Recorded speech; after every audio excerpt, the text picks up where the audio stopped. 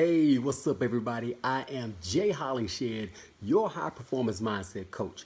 I am here to help athletes and entrepreneurs. I coach athletes and entrepreneurs to higher levels of productivity and profitability for a better way of life. And this is episode 107 of my 365 episode 107 of 365, and this is my 7 pillars of mental performance series. Thank you so much for tuning in.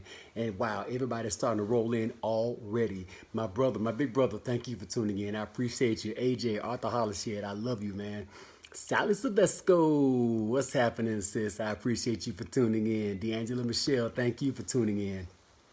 All right, and those of you that are watching this on repeat, thank you for tuning in. And I can't leave out my babe, Lisa Hollingshed. I appreciate you. That's my rock, my side. I appreciate you for tuning in, babe. Now, everybody that's watching this on repeat, thank you so much. I truly appreciate you as well. And for those that want to watch this episode in its entirety, feel free to tune in to my YouTube channel. All of my episodes, today is episode 107. So anything from 100 to 1 to 106 is already backlogged on YouTube, along with other videos that I've done before my 7 Pillars of Mental Performance series. Now, let's get right into today's subject. Today is day number 2 of the week, which is Monday. We discuss pillar number 2 of the week. We discussed pillar number 2 of 7, which is confidence and motivation. Confidence and motivation. Deborah Gail Adams, thank you so much for tuning in. Oh, who else do we have here? And I said, Carmen Chillis, thank you for tuning in. I appreciate you. Okay, Curtis Odom, my man from Omega Sci-Fi, Lieutenant Curtis Odom, thank you so much. Everybody that's tuning in, we are about to embark on a journey of confidence and motivation. We're going to talk about confidence and how confidence is built in kids, and also those of us that are not kids, we are mature adults, what we can do to build our confidence right here and now and move forward in a more confident manner toward our success. Now, for this episode, I've done some research and I've actually gone to positivepsychologyprogram.com. Christina Abad, I see you tuning in. Thank you so much. I appreciate you. Positivepsychologyprogram.com. And the article is called The Importance of Self-Confidence. Now, children with higher self-esteem perform better at school and later in life, and they have a higher job satisfaction rate at middle age. Why is that? Now, some studies show a strong relationship between self-confidence and achievement, but the success of individuals with high self-esteem lies in these 6 attributes. 6 attributes, here we go.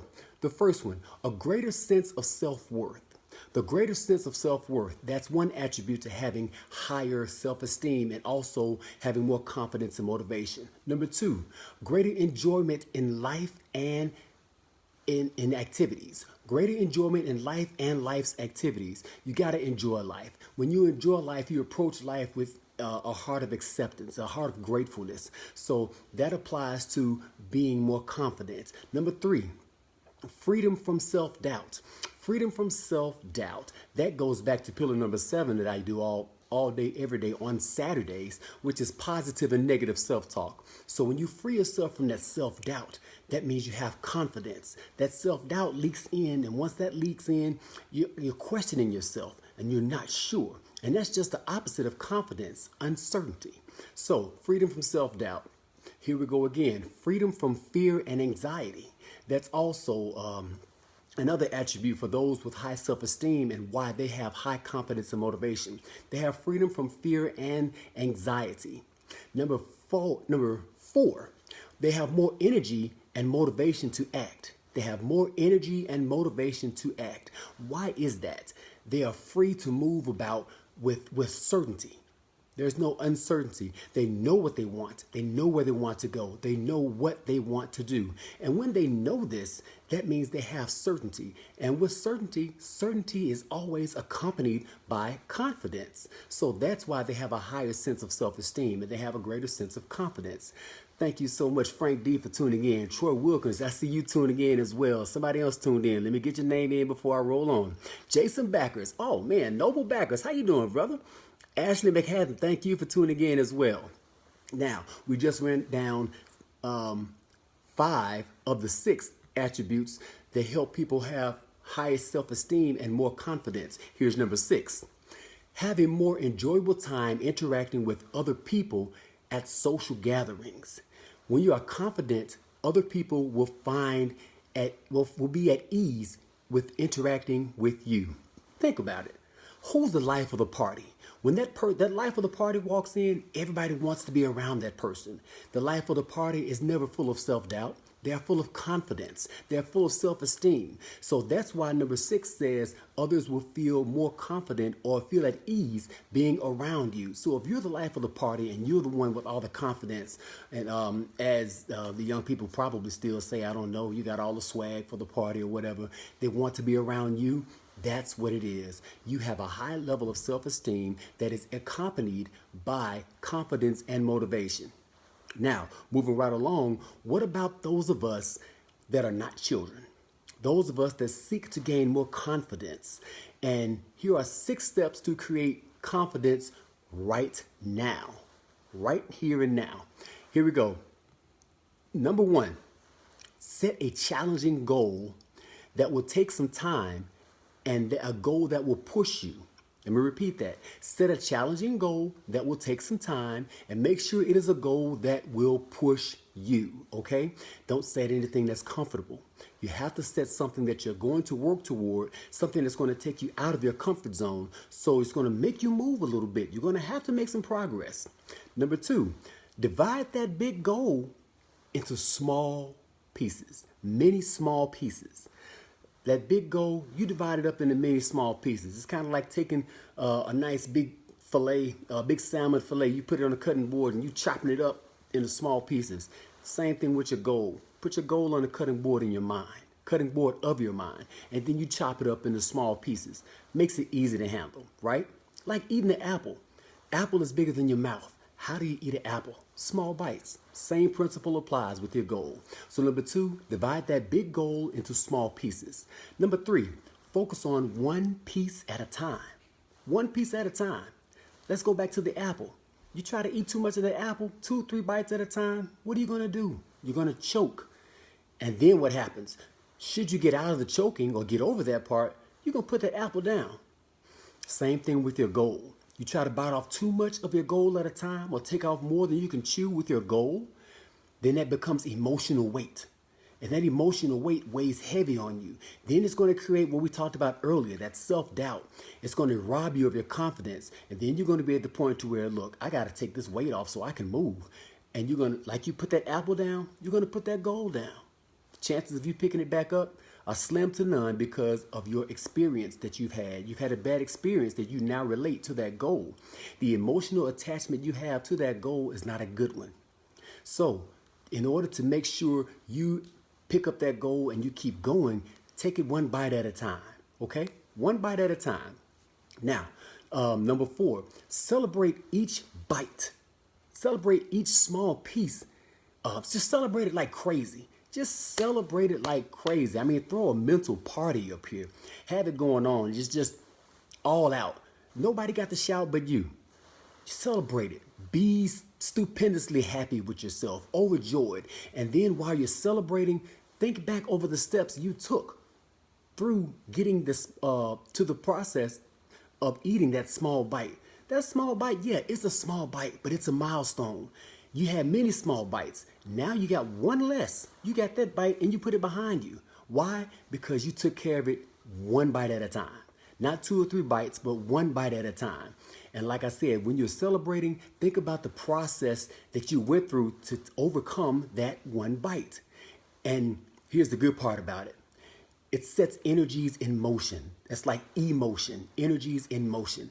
And what it does, those emotions and the feelings that you have that come up, that surface when you are celebrating the milestones, when you are celebrating that translates over into more confidence. Confidence is nothing more than a feeling and emotion. So you are gaining and building brand new confidence with every celebration of each small bite. Let's move on to the next one. How about number 6? While celebrating, review each steps you overcome. You know what? I just combined the two. I do apologize for that. Right before that was focus on one bite at a time. And then right after that was celebrate that one bite. So I just went through that. Now you know what to do. Once you eat that bite, celebrate it. I'm going to add something to that. Stay in the moment. Stay in the moment. When you are working on that one bite, stay in the moment. Don't focus on the other bites. Don't worry about everything else that you got in front of you or things that are behind you, because there are several lessons within that one bite. It's kind of like the stages of life. You don't want to be running, and your eyes are so far up ahead on the goal, the big goal, that you miss looking down at the lessons you need right here in order to get to the big goal. Because in order to make it to the very next step, the next step won't reveal itself until you are knee deep into the step that you are in. And to get out of the step that you are in, you have to be present in the moment. Pay attention to your surroundings. What's going on there? What's happening there? What is it for you to learn? Things don't happen to you, they happen for you. So you are in that step for a reason, to learn a lesson to get you to the next step and beyond.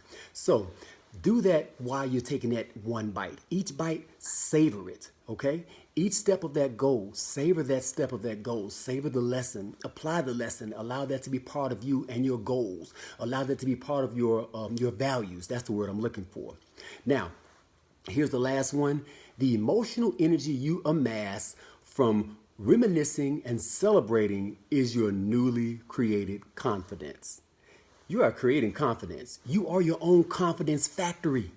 Stop looking at everybody else, wanting them to encourage you. You can encourage yourself. Everything you need is inside of you. So yeah, if you need an accountability partner to encourage you, yeah, that's what your people are for. That's what your inner circle is for. I mean, be that accountability partner. I got accountability partners right now that are tuning in. Christina Abad, who else did that? That's part of the, Silas Silvesco. Those are fellow coaches that I'm in a cohort with, and we are accountable to each other. So we push and we celebrate each other. So at the same time, your inner circle, why not celebrate? Not just celebrate, but allow them to help you create confidence. And then at the same time, realize you are a confidence factory. It's in here. It's intrinsic. It's not extrinsic, it's intrinsic. That means it's in here. Pull it out. You pull it out every time you take a small bite. You pull it out every time you overcome that small bite. You pull it out and it feels good every time you talk about how great it was to overcome that small bite. In the middle of your celebrating, it feels fantastic. So push, go for it. That's step number 6. Now, before I end this, I want to hit you with a quote. It says, trust thyself. Every heart vibrates to an iron string. And that's from Ralph Waldo Emerson. Trust thyself. You should trust yourself because that's where your confidence is. If you don't trust yourself, who's going to trust you?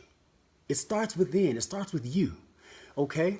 Now, before I end my broadcast, I got to ask a question. How strong is your confidence? You know my target audience. Everybody know I do this every single day. I've been doing this for 107 days now, so this is nothing new. In fact, you need to listen up because this might apply to you. How strong is your confidence in running your business? Yeah, you're doing good. The money is coming in. Clients are getting served. But that's all from skill and talent alone. Now, if you apply that 80-20% rule, that means that the 20%, that's skill and talent. You have 80% mental that you can kick in and kick you up to a whole new ball game. A whole new ball game. That 80% mental, it can take you to, all you have to do is apply that in just a few simple tweaks of your regular routine. That's when you apply the high performance mindset. Okay, the mental game that can take you so much further. Same thing with my athletes. How strong is the confidence of your athletic game? Yeah, you putting up good numbers, you getting playing time, your stats are good, but as I was saying about my entrepreneurs, you're in the same boat. All that is just 20%, and that 20% is from talent and skill, none from mental. So if you increase your mental game, think about how much stronger you will be. If you're an athlete, you know what it means to operate in the zone, to flow in and out of that zone, in and out of that zone. But those times that they come, they're short and far and few between. However, when you improve your mental game and you employ a high performance mindset, then that zone, it comes and it's comfortable right there with you and it stays.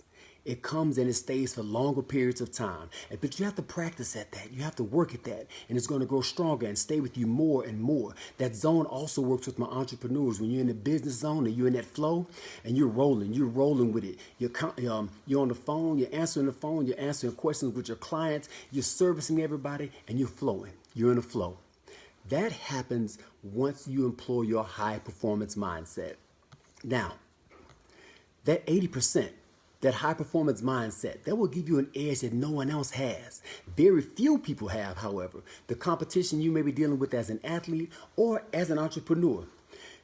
As that 80% as an entrepreneur, that will give you more 3-day weekends. I guarantee you that will give you more 3-day weekends from your business. As an athlete, it can help you with endorsements. It can help you with better contracts. And if that's what you want, if you see that as your next step, then reach out to me. I can make it even simpler.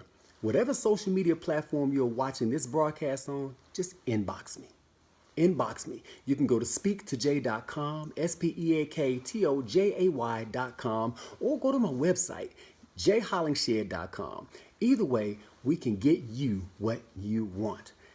And that concludes this episode of Confidence and Motivation, episode 107 of 365 for my 7 Pillars of Mental Performance series. Thank you so much for tuning in. I truly appreciate everyone. I love you so much.